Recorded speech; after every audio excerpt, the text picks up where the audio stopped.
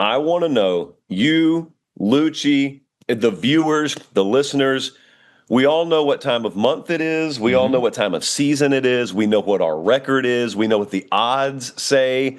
We know what we've been doing on the field. However, we know what history says. Nothing is guaranteed. Been a lot of almosts and then falling short. How many people have begun to book rooms in Atlanta that you know of? A lot. A lot of people. Wow. Now, forget the past. I love it. We take our cues from Mike Elko, right? Mike Elko's like, why are we talking about last year? Like, this is this year. We're 9 games in. Here it is, Josh. And for me, look, sometimes a company or a city has to plan things just in case, right? So it's not the path to the SEC championship game for A&M. They control their destiny, right? Win and you're in. Win these 3 games, you're in. Win 2 of these games, right? You're in. And I think they should be favored in these games. But I got to bring something up with you, my friend, okay? Apparently, there's a lot of tattletales on the TexAgs message board that I'm supposed to ask you questions on why we were on upset alert before. And I think somebody said you picked us to lose the Texas game. So are the tattletales right? Tell me what you're thinking about A&M's path to the SEC championship game. Yeah, I actually think they have the best path to the SEC championship game. What we did the other day, when we come in on Sunday, so firstly, let's back up before Sunday. Yes, I put them on upset alert against Missouri because I just go off historicals, not with A&M, with college football, right. With any kind of team that is in new territory. So A&M's kind of in new territory right now. It's been a while since we talked about them like this. When you get into November, same thing with Indiana last week. When you get into November and you're favored on the road in conference games, those just are not easy spots.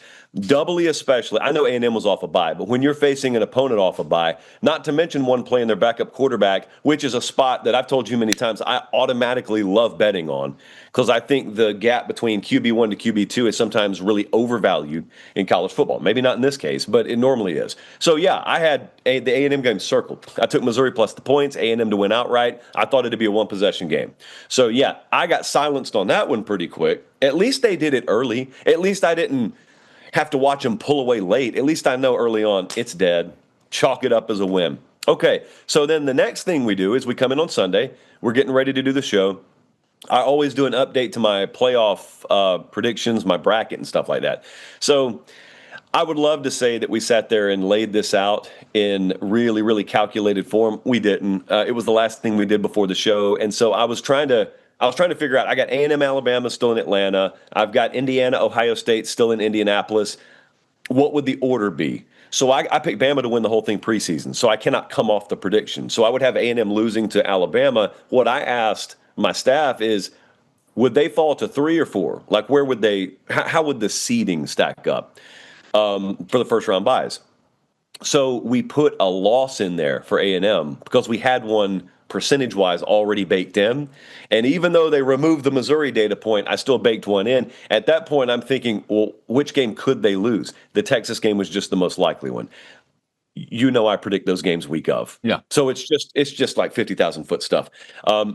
Strong possibility I just end up predicting A&M to win every game remaining. But I will do the same thing for Alabama. Yet tonight on the show, we'll do the breakdown OU-Bama. Not a big fan of the matchup for Alabama. And I also don't just look past the Auburn game because they got to go play them on the road. Bama keeps playing these low margin for error, one possession type games. So I don't know. Here's what I do know. I think those two teams are still on track to play in Atlanta. I still think they'll both have first round buys. I'm trying to figure out as soon as tonight, like, does A&M hop Indiana, which we may talk about, but then where does the loser of the respective conference championship games fall relative to the other loser? Because I think we're all pretty confident the top 4 will be SEC Big Ten. I just don't know how they'll fall. And it matters a lot. If you look at the way those brackets set up, you look at the draw the number 3 seed gets versus the one the number 4 seed gets in some of these, it's a different world. I know that's all, dependent on how the rest of the bracket falls. But yeah, I'm really interested in how they judge A&M tonight because I think that probably down the road projects a good ways to how the committee will view the loser of Alabama, A&M, and the loser of Ohio State, Indiana. I look at A&M and I'm like, look, I know there's a lot of comparing of resumes with Indiana and like who they've played, and even Ohio State and who A&M's played. And I'm just a believer. If A&M wins every game, and I'm including the SEC championship game, they'll be the number 1 or 2 seed. I just feel that way based on what's still ahead. With in the SEC championship game, you'd be, if you win, first you got to beat Texas, right? And winning against Texas on the road, depending on what Texas team shows up, right? You got to beat an Alabama or an Ole Miss team or a Georgia team in the SEC championship game. I'm not saying that's a foregone conclusion, but in this scenario, I think if they win those games, they've got to be 1 or 2. Josh, am I wrong here? Thank you to Academy Sports and Outdoors for the free portion of this content here on TexAgs.com. If you want to listen to the extended version, go to TexAgs.com/subscribe and become a premium subscriber. And if you're a student at A&M, take advantage. We'll give it to you for free.